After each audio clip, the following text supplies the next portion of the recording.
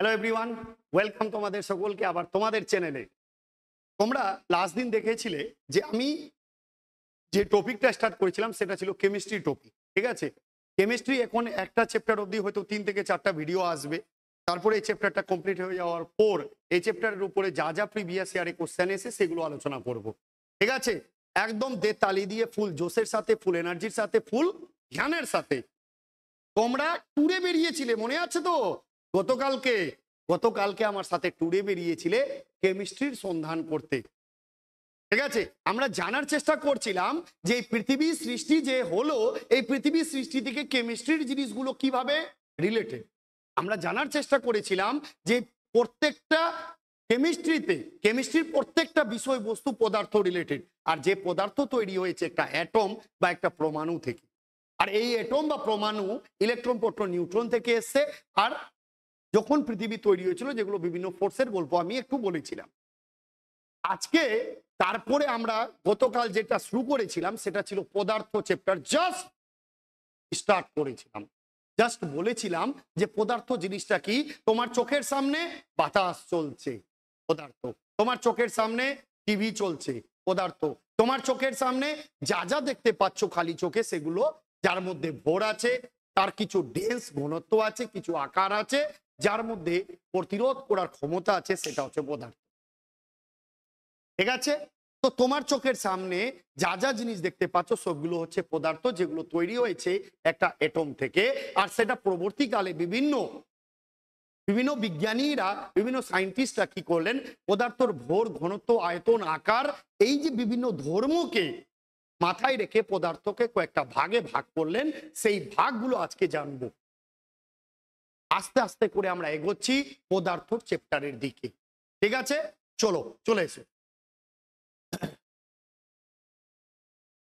দেখো, type of matter মানে পদার্থের ভাগ। ঠিক আছে, ভালো করে দেখো, পদার্থকে টোটাল প্রথমে 2 ভাগে ভাগ করা হয়। একটা হচ্ছে ভৌত বা ফিজিক্যাল সাবস্টেন্স বা ভৌত জিনিস। ঠিক আছে, ভৌত জিনিস বা ভৌত পদার্থ। ঠিক আছে, তারপরে হচ্ছে কেমিক্যাল ম্যাটার বা রাসায়নিক পদার্থ। দেখো,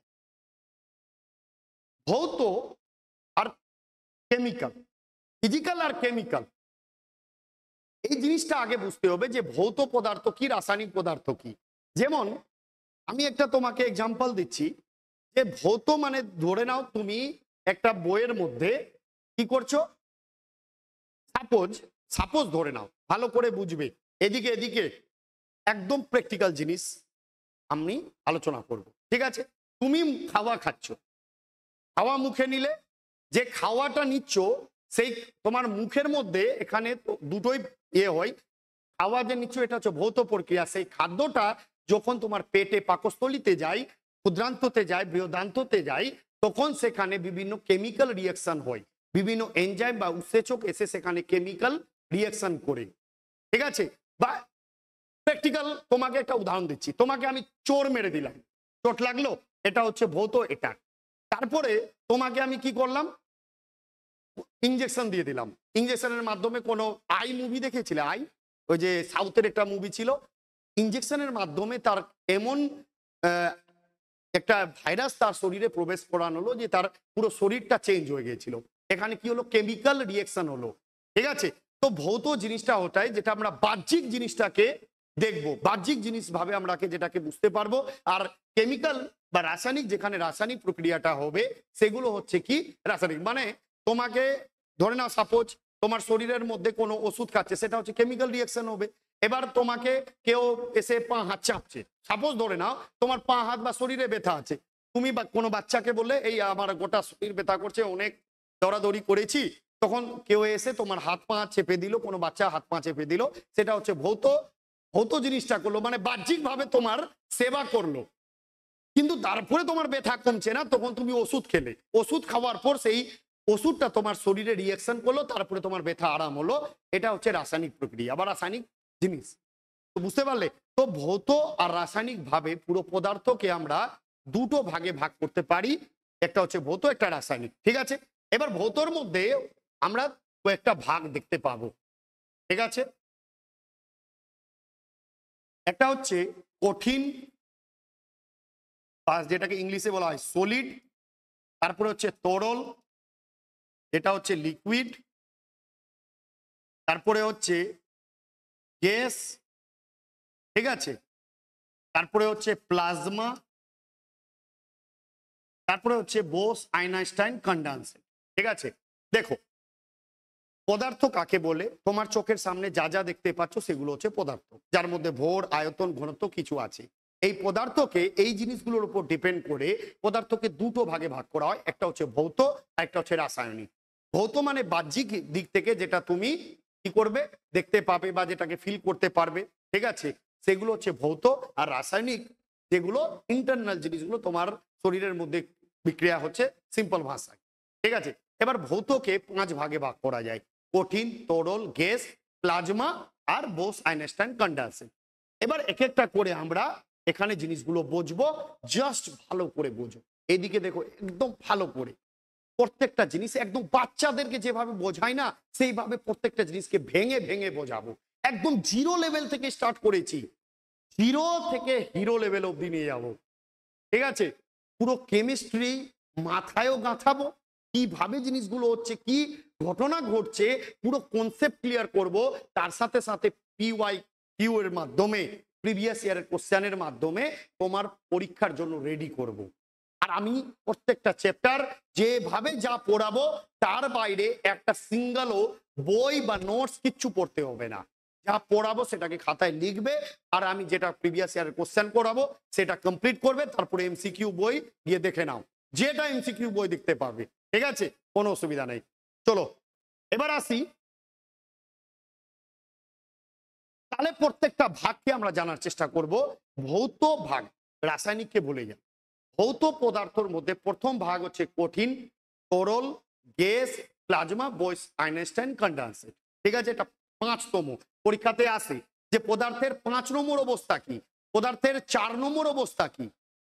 তো পদার্থের 5 নম্বর অবস্থা হচ্ছে বোস আইনস্টাইন কন্ডেন্সেট, আর 4 নম্বর অবস্থা হচ্ছে প্লাজমা। ক্লিয়ার? চলো এবার আমরা দেখব পুরো ছবির মাধ্যমে, ভালো করে দেখো। দেখো, আমরা প্রথমে তিনটে পদার্থের তিনটে অবস্থার ব্যাপারে জানবো। ঠিক আছে? তিনটে অবস্থার আমি প্রমাণ করব যে কোনটাকে কঠিন, কোনটাকে তরল, কোনটাকে গ্যাস বলা, কেন বলা হয়।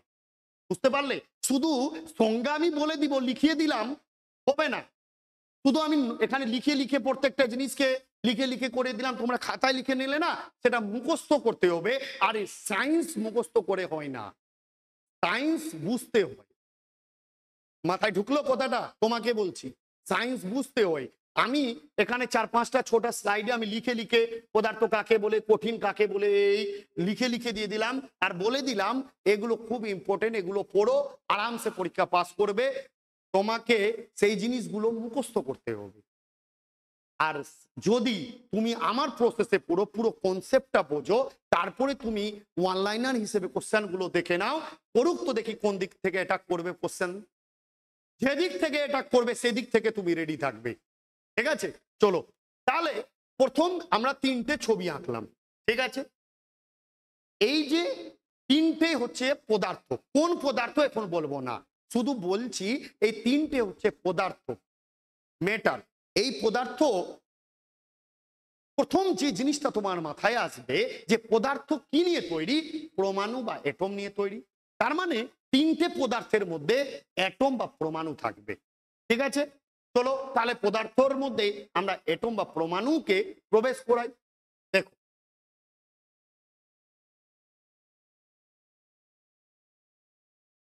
ভালো করে দেখো, আমি গোল গোল করে কি আঁকছি। ঠিক আছে?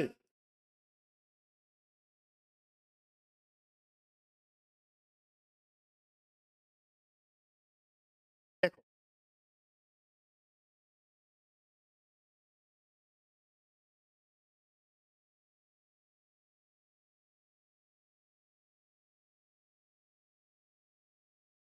চলো তিনটে ছবি আঁকলাম। ছবি কিসের আঁকলাম? তিনটেই ছিল পদার্থ, আর তিনটারই মধ্যে কি আছে? পরমাণু বা অ্যাটম আছে। ঠিক আছে, তিনটারই মধ্যে কি আছে? পরমাণু বা অ্যাটম আছে। খুব ভালো নোটিস করো, এদিকে দেখো, এখানে অ্যাটম গুলো খুব কাছাকাছি আছে, খুব কাছাকাছি। এখানে অ্যাটম গুলো একটু হলেও দূরে আছে, আর এখানে অ্যাটম বা পরমাণু গুলো অনেকটা দূরে আছে। বুঝতে পারলে? कुछ समझ में आ रहा है? दिल थाम कर बैठिए, पिक्चर अभी बाकी है मेरे दोस्त। ঠিক আছে, আসবে না। চলো তাহলে এখানে দেখো, পরমাণু বা অ্যাটম খুব কাছাকাছি আছে। তো প্রথম যে জিনিসটা আমাদের মাথায় আসলো, এখানে এই যে স্যার আপনি যে পদার্থটা এঁকেছেন, এখানে পরমাণু বা অ্যাটম গুলো খুব কাছাকাছি আছে, তারপরেরটাতে একটু দূরে আছে, তারপরেরটা অনেকটা দূরে আছে। দেখো, প্রত্যেকটা পদার্থ কিছু না কিছু অ্যাটম দিয়ে তৈরি, মানে অ্যাটম দিয়েই তৈরি, কারণ পদার্থের এককই হচ্ছে অ্যাটম বা পরমাণু। এখানে পরমাণুগুলো খুব কাছাকাছি আছে। দেখো এবার এটার গল্প শোনাই। এ বেচারা, এই বেচারা যে আছে, এর বাড়ি খুব ছোট। যেখানে আছে তার পরিবারে অনেকটা বাচ্চা কাচ্চা আছে, অনেকটা বাচ্চা কাচ্চা নিয়ে একটা রুমের মধ্যে ও বদ্ধ হয়ে আছে। ঠিক আছে, একটা ছোট্ট রুম, তার মধ্যে অনেকটা বাচ্চা আছে, ওর বাচ্চা কাচ্চাকে নিয়ে একসাথে ও থাকছে। তাহলে ওরা খুব কনজাস্টেড ভাবে থাকবে না? খুব কনজাস্টেড ভাবে থাকবে।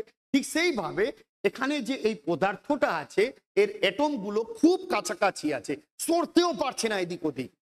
কারণ এই মানে এক একটা পদার্থ, মানে এক একটা পরমাণুর মধ্যে, একটা পরমাণুর সাথে আরেকটা পরমাণুর মধ্যে কিন্তু গ্যাপ নেই, কোনো ফাঁকা জায়গা নেই।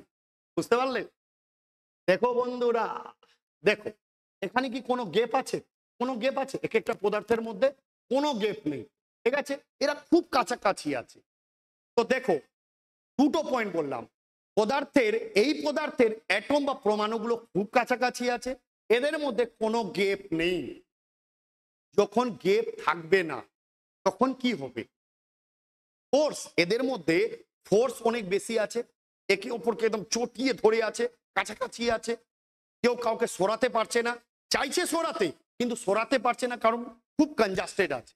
তো প্রথম পয়েন্ট আমরা দেখলাম এখানে, এর মধ্যে পরমাণুগুলো, পরমাণুগুলো কাছাকাছি, মানে ইন্টারমলিকিউলার স্পেস একদমই নেই, ইন্টারমলিকিউলার স্পেস একদমই নেই। ঠিক আছে, কোনো স্পেস নেই। পরমাণুগুলো খুব কাছাকাছি থাকার জন্য ইন্টারমলিকিউলার স্পেস, মানে ইন্টারমলিকিউলার দুটো পরমাণুর মধ্যে স্পেস বা ফাঁকা স্থান খুব কম আছে, যেটার জন্য এখানে ফোর্স, ফোর্স হচ্ছে অনেক বেশি। ঠিক আছে, কোন ফোর্স? ইন্টারমলিকিউলার ফোর্স অনেক বেশি, মানে দুটো পরমাণুর মধ্যে ফোর্সটা হচ্ছে অনেক বেশি। 8 নম্বর পয়েন্টটা বুঝতে হবে। 8 নম্বর পয়েন্টটা কি? এই পরমাণুগুলো কাছাকাছি থাকার জন্য এদের মধ্যে স্পেস কম আছে, যার জন্য এদের ফোর্স অনেক বেশি, আর ফোর্স অনেক বেশি বলে এরা জায়গা পাচ্ছে না এদিক ওদিক সরার, এদিক ওদিক সরার জায়গা পাচ্ছে না। আর একটা পরমাণুর এদিক ওদিক সরে যাওয়ার ঘটনাকে কি বলে? গতি শক্তি বা কাইনেটিক এনার্জি বলে। তুমি রাস্তায় হাঁটছো, তুমি রাস্তায় হাঁটছো, তোমার গতিকে বলবো, তোমাকে আমি বলবো হ্যাঁ ছেলেটা বা মেয়েটা গতিতে আছে। কিন্তু একটা অ্যাটম বা একটা পরমাণু যখন গতি শক্তিতে থাকে, তখন সেটাকে কাইনেটিক এনার্জি বা গতি শক্তি বলে। ঠিক আছে, কিন্তু এদের মধ্যে, এরা তো কাছাকাছি, এদের মধ্যে গতি শক্তিটা হবে কোথা থেকে? তার মানে 3 নম্বর পয়েন্ট হচ্ছে, এদের মধ্যে গতি শক্তি কম, মানে নেই, গতি শক্তি নেই, এরা মুভমেন্ট করতেই পারছে না। কি বললাম? এই যে পদার্থটা আছে, এই পদার্থর পরমাণুগুলো খুব কাছাকাছি, যার জন্য এদের মধ্যে কোনো গ্যাপ নেই, আর তার জন্য এদের মধ্যে ফোর্স হচ্ছে অনেক বেশি, অনেক বেশি ফোর্স আছে। আর অনেক বেশি ফোর্স থাকার জন্য এদের মধ্যে কি আছে? গতি শক্তি হয়ে যাচ্ছে টোটালি নেই, মানে একজন আরেক জায়গা থেকে সরতে পারছে না। ঠিক আছে, সেই জন্য এই পদার্থটাকে আমরা বলবো সলিড বা কঠিন। বুঝতে পারলে বন্ধুরা? এবার যেটা তোমরা জানো, যে পদার্থের আকার আছে, আয়তন আছে, যে পদার্থ স্থান দখল গ্রহণ করে, যে পদার্থকে বাধা দান করলে সে প্রতিক্রিয়া দান করে, যে পদার্থকে আঘাত করলে ঠং করে আওয়াজ করে, তাকে বলবো আমরা কঠিন। কিন্তু কঠিন বলার পেছনে যে কারণ হচ্ছে এই তিনটে। কারণ তাদের মধ্যে স্পেস কম বলে, আরে নর্মালি ভাবো না, এই যে একটা রুম আছে, এই রুমে সাধারণত একটা রুমে কটা স্টুডেন্ট বসে পড়তে পারে? হয়তো 40টা বা 50টা। ওই রুমে যদি 100 জনকে তুমি রেখে দাও, সেই 100 জন কেউ সরতে পারবে? একটু একদম এরকম করে বসে ক্লাস দেখবে, এরকম করে বসে কষ্ট মষ্ট করে। তো এখানে কি আছে? এক একটা স্টুডেন্টের মধ্যে কোনো স্পেস নেই, যার জন্য এখানে ফোর্স অনেক বেশি। একে অপরকে ধাক্কা দিয়ে আছে, ফোর্স আছে। আর সাথে সাথে কি আছে? এদের মধ্যে কোনো গতিশক্তি নেই, মানে মুভমেন্ট করতে পারছে না।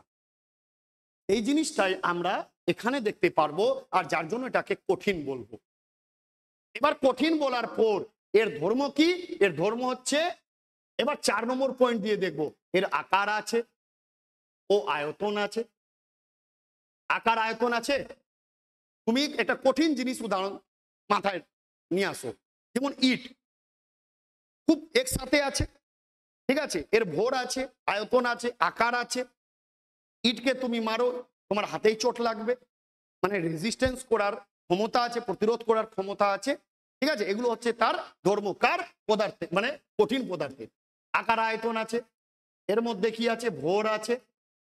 6 নম্বর, প্রতিরোধ করার ক্ষমতা আছে। আর সেগুলোই হচ্ছে কঠিন। এবার কঠিনের উদাহরণ তুমি দেখতে পাও, কাঠ আছে, ইট আছে, চেয়ার আছে, টেবিল আছে, বাসন আছে, ক্যামেরা আছে, টিভি আছে, মোবাইল আছে, সব কিছুই তো কঠিন পদার্থ, তাই কি না? হয়ে গেল। এবার সেকেন্ড স্টেপে এসো, তুলনামূলক। এই যে পরমাণুগুলো আছে, এই যে আমি পরমাণুগুলো এঁকেছি, এই ক্ষেত্রে পরমাণুগুলো তুলনামূলক একটু একটু দূরে আছে না? সামান্য হলেও তো একটু দূরে আছে, দূরে আছে। তো দূরে যখন একটু থাকবে, এখানে একটু একটু দূরে আছে, তো এদের মধ্যে ইন্টারমলিকুলার স্পেসটা এর তুলনায় একটু স্পেসটা একটু বেশি আছে, একটু ফাঁকাটা বেশি আছে। এখানে ছিল 100টা স্টুডেন্ট, এখানে হয়ে গেল 60টা স্টুডেন্ট। 60টা স্টুডেন্ট 60টা, তাহলে কি হবে? তারা আরামসে বসবে, আরামসে হেলদোল করবে, কারণ একে অপরের সাথে গ্যাপটা এখানে খুবই কম, এই সরি গ্যাপটা একটু বেশি আছে, ঠিক আছে। মানে এই দুটোর মধ্যে ইন্টারমলিকুলার স্পেস, আন্তঃ আণবিক স্পেসটা একটু বেশি, ঠিক আছে। এখানে কি ছিল? কম ছিল, যেহেতু এখানে কাছাকাছি ছিল। এখানে কি আছে? পরমাণুগুলো একটু হলেও সামান্য দূরে আছে, একটু হলেও দূরে আছে, মানে ইন্টারমলিকুলার স্পেস একটু বেশি আছে। যেহেতু স্পেসটা একটু বেশি, তাদের মধ্যে একটু ফোর্সটা কম, একটু দূরে আছে, তো ফোর্সটা কম হবে স্বাভাবিক। তার মানে ইন্টারমলিকুলার ফোর্স হচ্ছে এখানে একটু কম, কাছাকাছি থাকবে তারপরে ফোর্সটা বেশি হবে। এখানে ইন্টারমলিকুলার ফোর্স হচ্ছে কি? কম। এবার একটু দূরে আছে, যেখানে 100 জন স্টুডেন্ট ছিল, এখন 60 জন আছে, তো আরামসে ওরা উঠবে, জল খাবে, একটু এদিক ওদিক বলবে, একটু উঠে এদিকে আসবে, একটু কেউ ওদিকে যাবে। ক্লাসে সাধারণত এরকম হয় না, ক্লাসে যখন স্যার বেরিয়ে গেল তখন একটু কেউ ফোন লাগিয়ে কথা বললো, একটু যদি ছেলে মেয়েরা থাকে একটু কথা বলবে, কিরে কেমন আছিস, ওগুলো করে কোনো লাভ নেই, কে রে কেমন আছিস, কারণ তারপরে যেই 1-2 বছর কেটে যাবে হাততালি বাজাতে থাকবে। যারকে তুমি জিজ্ঞেস করছো কিরে কেমন আছিস, সে অন্য জনের সাথে ভালো আছিস, ভালো থাকবে, ঠিক আছে। তো সেজন্য 8 জনের এবার খোলামেলা জায়গা, আরামসে এদিক ওদিক আছে। মানে কি? কঠিনের তুলনায় এখানে গতি শক্তিটা, কাইনেটিক এনার্জি একটু বেশি আছে, ঠিক আছে, কাইনেটিক এনার্জি একটু বেশি আছে।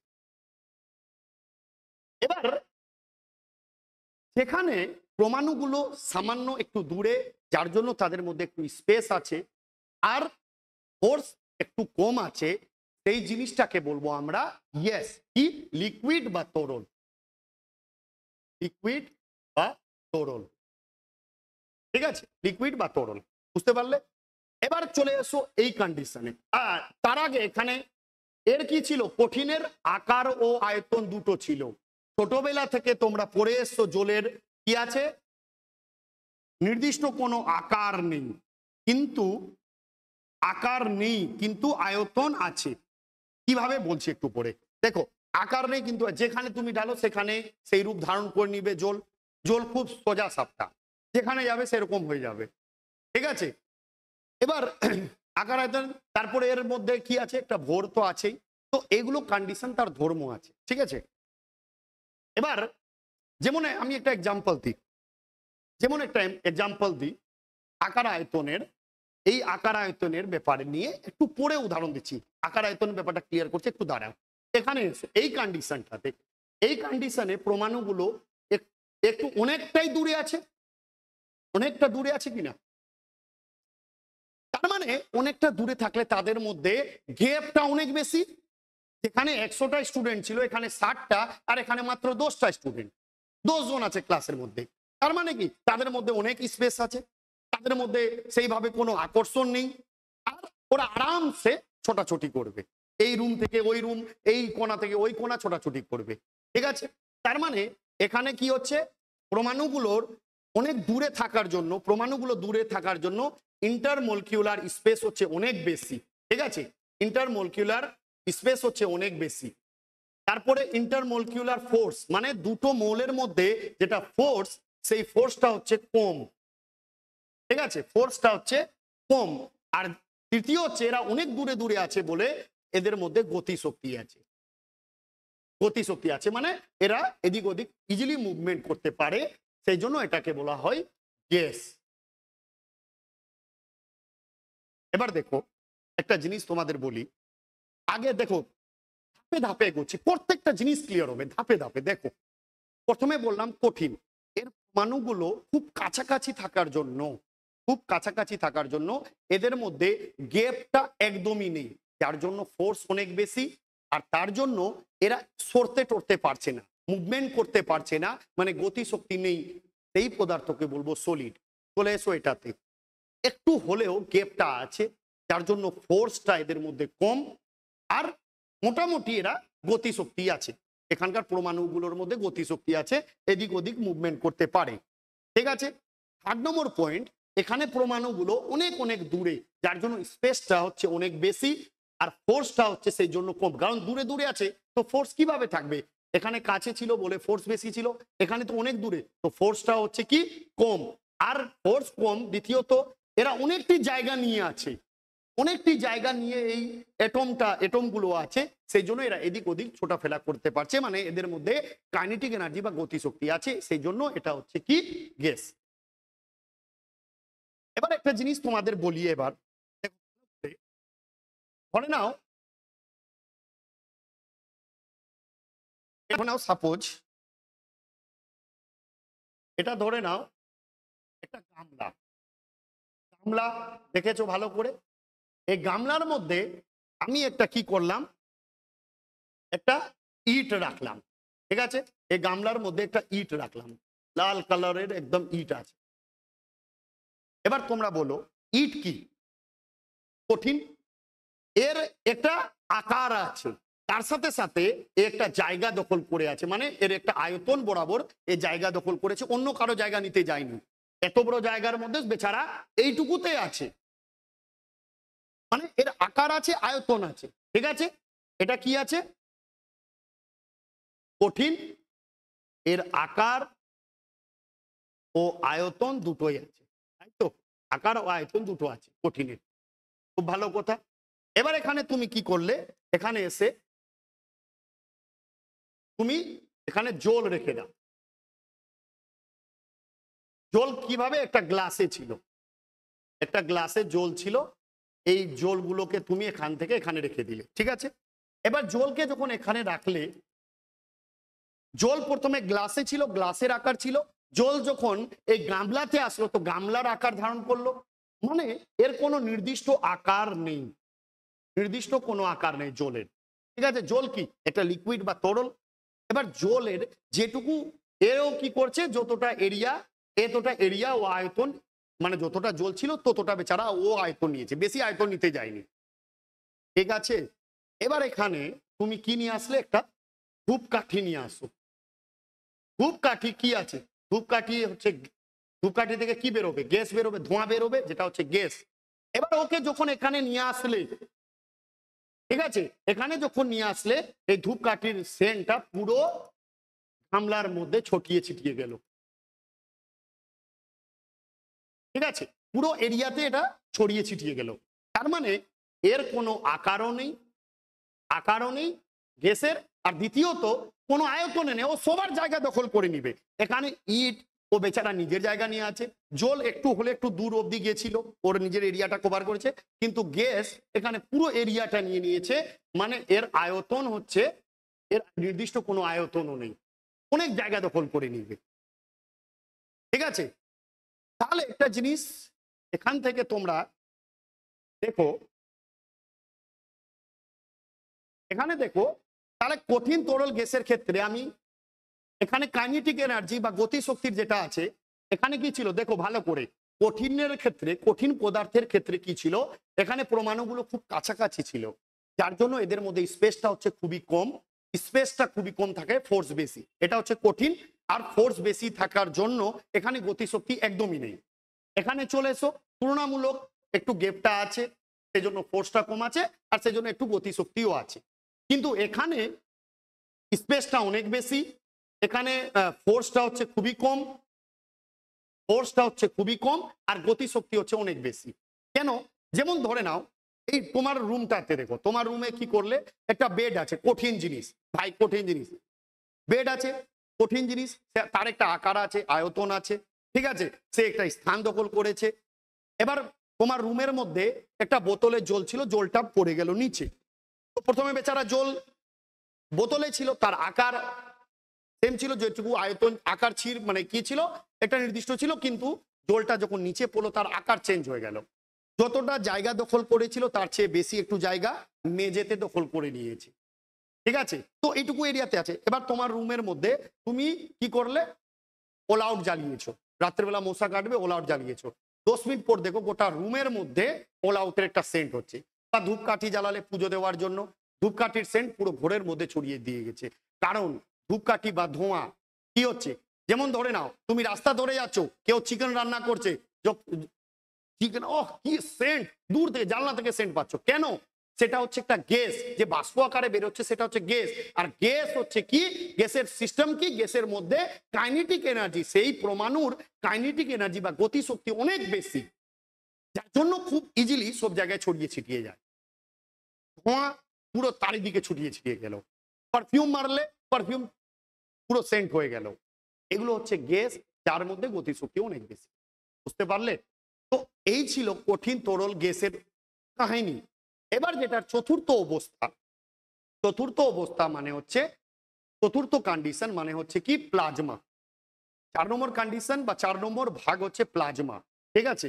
তারপরে হচ্ছে বোস আইনস্টাইন কন্ডেন্সার। দেখো প্লাজমা জিনিসটা কি,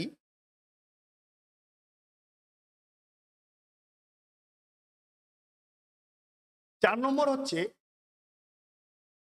প্লাজমা, আর 5 নম্বর হচ্ছে বোস আইনস্টাইন কন্ডেন্সেট। পদার্থের এটা 4 নম্বর অবস্থা, এটা 5 নম্বর অবস্থা।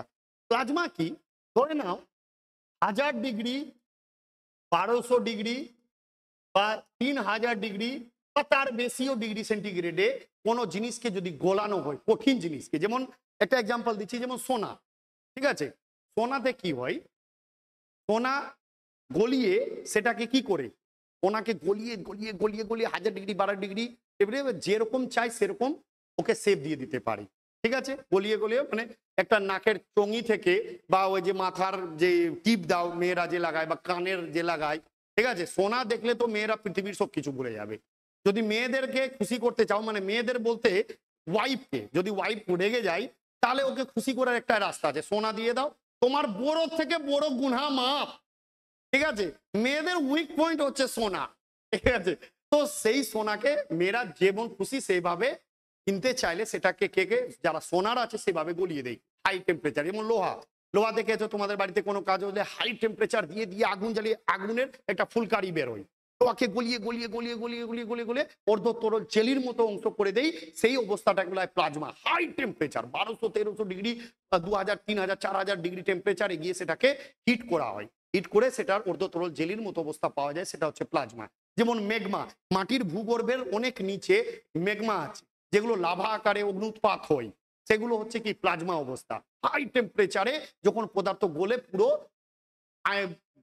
অবস্থা খারাপ হয়ে যায়, পুরো অর্ধতরল জেলির মতো অবস্থা তৈরি হয়, সেটা হচ্ছে প্লাজমা। এবার হচ্ছে বোস আইনস্টাইন কন্ডেন্সেট। সত্যেন্দ্রনাথ বসু বোস, সত্যেন্দ্রনাথ বোস 1920 সালে এই অবস্থার ঘটনা আইনস্টাইনকে দেখিয়েছিলেন, শুনিয়েছিলেন। আইনস্টাইন অ্যাকচুয়ালি সত্যেন্দ্রনাথ বোস আবিষ্কার করেছিলেন এই অবস্থাটার কথা, ঠিক আছে, 1920 সালে।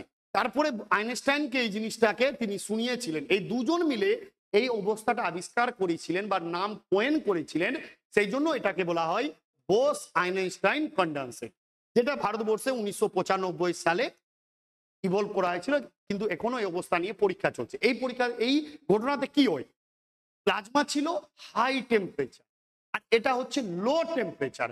সবচেয়ে লো টেম্পারেচার কত হয় যদি স্কেলে মাপি, স্কেল কি হয়, সেলসিয়াস স্কেল হয়, ফারেনহাইট স্কেল হয়, কেলভিন স্কেল হয়।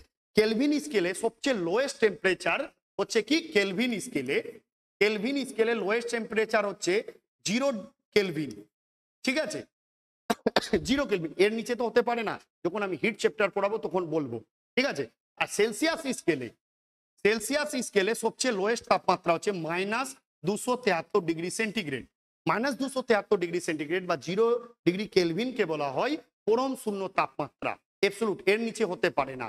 তো কম ঘনত্বের কোন পদার্থকে এই টেম্পারেচারে নিয়ে গিয়ে ঠান্ডা যদি করা হয়, তারপরে যে পদার্থটা যে পরমাণু নিয়ে তৈরি, সেই পরমাণু নিজের অস্তিত্ব হারিয়ে দেয়, ওর গজরি হয়ে যায়, শর্ট টাইম মেমোরি লস। ও কোথায় যাবে কিভাবে যাবে বুঝতে পারে না, তখন তরলেরও মতো ভেসে যায়, কঠিনের মতো বিহেভ করে, ঠিক আছে। তো এই অবস্থায় যে পদার্থটা আছে সেটা হচ্ছে কি বোস আইনস্টাইন কন্ডেন্সেট অবস্থা। আশা করি বুঝতে পেরেছো। তাহলে তালি দিয়ে এদিকে একটু জুম করে নাও ভালো করে, এদিকে কানটা ধ্যানটা এদিকে রাখো। কি বললাম, পদার্থ কাকে বলেছি, পদার্থর অবস্থা মানে পদার্থকে কত ভাগে ভাগ করা যায়, সেটা হচ্ছে ভৌত আর রাসায়নিক। ভৌত অবস্থার মধ্যে 5টা ভাগ, কঠিন, তরল, গ্যাস, প্লাজমা, বোস আইনস্টাইন কন্ডেন্সেট। কঠিন কেন কঠিন সেটা বললাম, কারণ এখানে পরমাণুগুলো খুব কাছাকাছি, এদের মধ্যে ফোর্স অনেক বেশি, কাইনেটিক এনার্জি খুব কম, সেই জন্য এটা আছে কঠিন। তরল, এদের মধ্যে একটু গ্যাপ আছে, এদের মধ্যে ফোর্স কম, কাইনেটিক এনার্জি হালকা ফুলকা আছে, সেটা হচ্ছে তরল। তারপরে গ্যাস, এদের মধ্যে গ্যাপ অনেক বেশি, এদের মধ্যে ফোর্স কিছুই নেই, সেই জন্য এদের মধ্যে অনেক কাইনেটিক এনার্জি বা গতিশক্তি আছে, সেই জন্য সেটা হচ্ছে গ্যাস। প্লাজমা, হাই টেম্পারেচারে কোনো পদার্থকে গোলানোর পর যে অবস্থা পাওয়া যায় সেটাকে প্লাজমা বলে। বোস আইনস্টাইন কন্ডেন্সেট, সত্যেন্দ্রনাথ বোস আর আইনস্টাইন মিলে এটাকে ইভলভ করেছিলেন, যে সবচেয়ে কম তাপমাত্রায় যখন কোনো পদার্থকে ঠান্ডা করা হয় তখন সে গজনি হয়ে যায়, মানে সবকিছু ভুলে যায়, নিজের রাস্তা ভুলে যায়, তখন যে অবস্থা পাওয়া যায় সেটা হচ্ছে বোস আইনস্টাইন কন্ডেন্সেট। আশা করি তোমাদের পুরো জিনিসটা ক্লিয়ার হলো। নেক্সট एपिसोड নিয়ে মানে রাসায়নিক অবস্থা নিয়ে আমরা আলোচনা করব। तब तक के लिए मुझे दीजिए इजाजत। सब मस्त रहे, तंदुरुस्त रहे, जीते रहे, बिंदास रहे। দেখা হবে নেক্সট এপিসোডে। অবশ্যই প্রত্যেকে ক্লাসের কমেন্টে জানিও, লাইক করিও, এটাই চাইছি তোমাদের কাছে, আর কিছুই চাইছি না। লাইক করে দিও, কমেন্ট করে জানিও ক্লাস কেমন লাগছে, ঠিক আছে, আর বেশি বেশি করে একটু শেয়ার করে দিও। ধন্যবাদ, সবাই খুব ভালো থেকো, খুশিতে থাকো, দ্রুত সাফল্য কামনা করে আজকের ভিডিও এখানে শেষ করলাম।